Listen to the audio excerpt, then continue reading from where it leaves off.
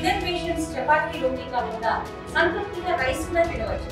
Doctor rice, sugar free rice, doctor rice, diabetic rice, sugar పెన్సని బియ్యం, doctor rice.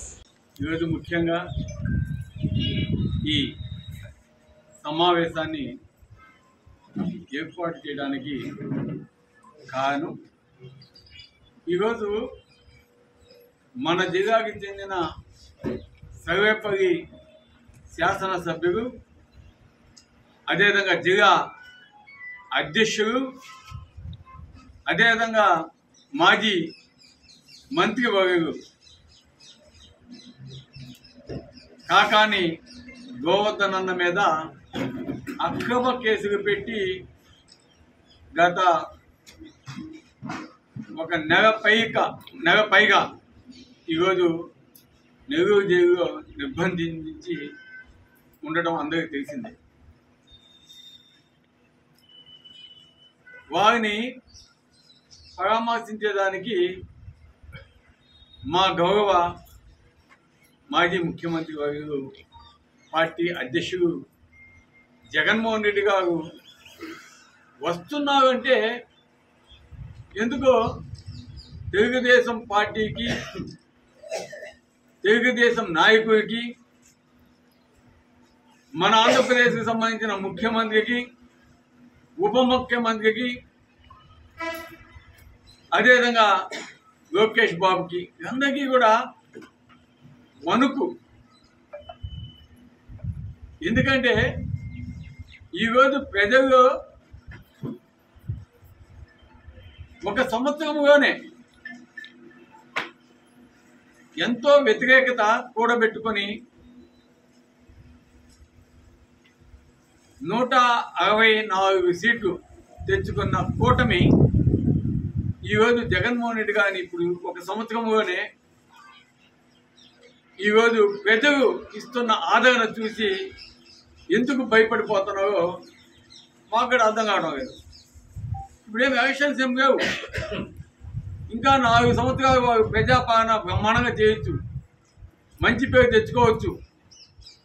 కానీ వాటి మీద శ్రద్ధ పెట్టకుండా ఈరోజు ఒక సంవత్సరంలోనే ఏ ప్రభుత్వానికి కూడా గతంలో ఇంత వ్యతిరేకత ఎక్కడ కూడా కాలేదు. అది కూడా నెల్లూరు జిల్లాలో తెలుగుదేశం పార్టీ 10కి 10 స్థానాలు గెలుతుంది. కానీ ఎందుకో వాళ్ళకి భయం అనేది వెంటాడుతూ ఉంది. ఎక్కడ జగన్మోహన్ రెడ్డి గారు వస్తే నెల్లూరు జిల్లాలో వాళ్ళకి వ్యతిరేకత ఇంకా ఎక్కువ అవుద్దా, ఎమ్మెల్యేస్ మీద ఆల్రెడీ అన్ని ఛానల్స్గా కావచ్చు, సర్వీస్గా కావచ్చు, ఏ విధంగా వ్యతిరేకత ఉందో వ్యతిరేక ఆల్రెడీ వాళ్ళంతా కూడా తెలియజేస్తా ఉన్నారు. కాబట్టి జగన్మోహన్ రెడ్డి గారు వస్తే ఈ ప్రోగ్రామ్ని ఫెయిల్ చేయాలా, జరగనీయకూడదు అని ఒక దురుద్దేశంతో రేపు 3వ తారీఖు జగన్మోహన్ రెడ్డి వస్తున్నాడని తెలిసి ఈరోజు ఎక్కడికక్కడ నిర్బంధాలు, మండలాల నుంచి కానియకూడదు, చెక్ పోస్ట్ అక్కడ కాపుగా పెట్టాలి, అదేవిధంగా రోడ్లన్నీ ఇక్కడ బ్లాక్ చేయండి, ఎగుపాడికి దిగేదానికి అనుమతి ఇవ్వద్దు, ఒకవేళ ఎవరైనా ఇస్తే వాళ్ళని భయపెట్టండి అనే సంకేతకాలు ఏ విధంగా పంపిస్తున్నారో మాకు అర్థం కావడం. కాబట్టి ఒక బాధాకరమైన విషయం కూడా, మా శ్రీధర్ అన్న జగనన్న ఆయన మొట్టమొదటిగా ఎమ్మెల్యే అయ్యేదానికి ఆ రోజు అవకాశం ఇచ్చాడు. ఈరోజు అది గుర్తుపెట్టుకోకుండా శ్రీధర్ లాంటి వాళ్ళు కూడా ఇటువంటి కార్యక్రమాలు పాల్పడుతుంటే మాకు కొద్దిగా బాధ అనిపిస్తూ ఉంది. కానీ ఒకటైతే గ్యారంటీ, ఈరోజు జగనన్న ఆగు నువ్వైనా ఎన్ని అడ్డంకులు సృష్టించినా, ఏమి రక్షణ కల్పించకపోయినా జగనన్న హెలికాప్టర్గానే కావచ్చు, ట్రైన్లో కావచ్చు, ఆఖరికి ఆర్టీసీ బస్సులో కూడా కావచ్చు, అది కాకపోతే కాలి నడకనైనా సరే తప్పకుండా నెల్లూరు వస్తున్నారు. కాకానన్నని కలిసేదానికి పోతున్నాడు. ఒకవేళ మీకు అవకాశం అక్కడ కూడా కల్పించకపోతే వాళ్ళ కుటుంబ సభ్యులైనా పరామర్శించేదానికి తప్పకుండా పోతాడు. ఈరోజు ఎవరు కూడా ఆపే ప్రసక్తి లేదు. ఎందుకంటే జనాలు ఇటువంటి అడ్డంకులు సృష్టిస్తూ ఉంటే ఈరోజు నాయకులు కార్యకర్తలంతా కూడా ఒకటే చెప్తున్నారు, మమ్మల్ని ఎవరు ఆపలేరు. జగనన్న కోసం మేము నడిచే దానికైనా సరే, ఈదే దానికైనా సరే, ఎట్టైనా సరే జగనన్నని కలుసుకుంటాము. మీరు పెట్టిన అడ్డంకుల్ని తొలగించినా సరే పోతాము, కలుస్తాము, అండగా నిలబడతాము అని ఈరోజు చెప్పడం చూస్తుంటే నిజంగా చాలా సంతోషం వేస్తూ ఉంది. అదే చేసేది. బాగా కష్టపడుతున్నారు మా నాయకులు, మా వాళ్ళంతా బ్రహ్మాండం కష్టపడుతున్నారు. వాళ్ళకి ఇస్తాం ఆటోమేటిక్గా. మీకు కూడా అట్టగా ఉంటాయి. కాబట్టి మీకు 4 గ్రూపులు ఉంటాయి. ఒక నువ్వు టికెట్ ఇస్తే వాళ్ళు కాదని ఆయన సుబ్బానాయుడు గారు ఒకటి పెడతాడు, ఇంకొక ఆయన పెడతాడు, ఇంకొక ఆయన ఇండిపెండెంట్ పెడతాడు. 4 క్యాండిడేట్ మీకు అవుతారు. సో 4 క్యాండిడేట్ మీకైతే మాకేమవుద్ది? మాకు 40కి 40 మేమే కొడతాం. కాబట్టి అప్పుడు నిన్ను హైదరాబాద్ పంపిస్తాం. తాను ఇంకో మాట అన్నాడు నా గురించి,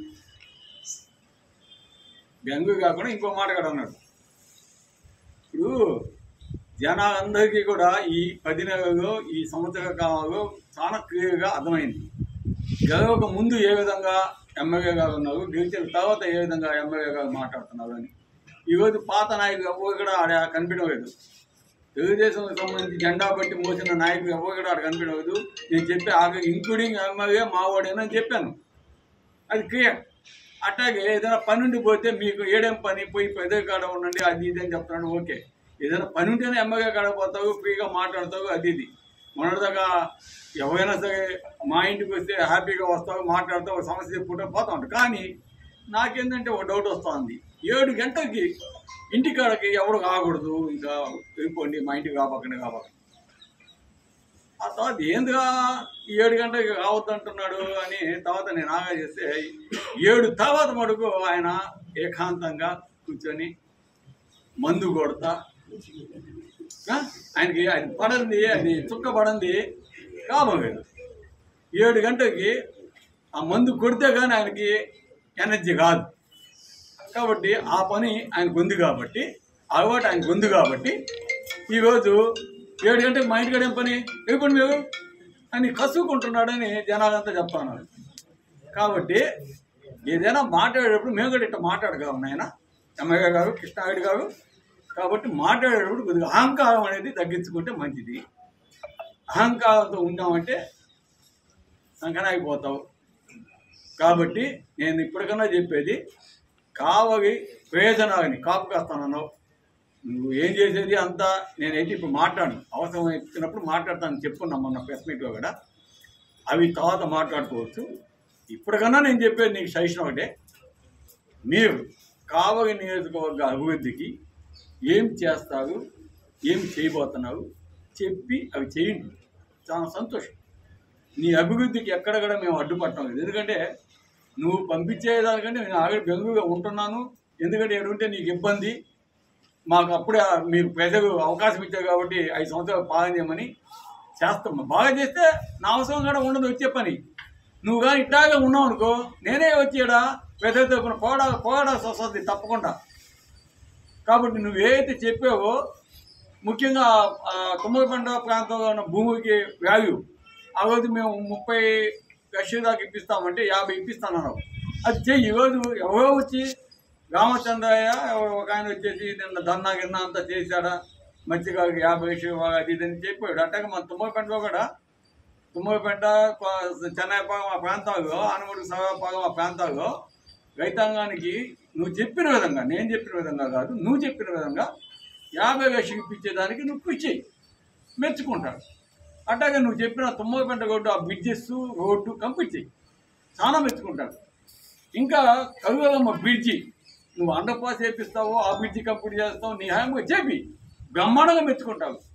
అట్లాగే నేను తెచ్చిన 55 కోట్ల రూపాయలతో కావలి ట్రంక్ రోడ్డు వైండింగ్ ఎండ్ చేసి కాంక్రీట్ రోడ్డు ముసునూరు నుంచి మద్దులపాడు దాకా నువ్వు ఏపిస్తే సూపర్గా మెచ్చుకుంటావు.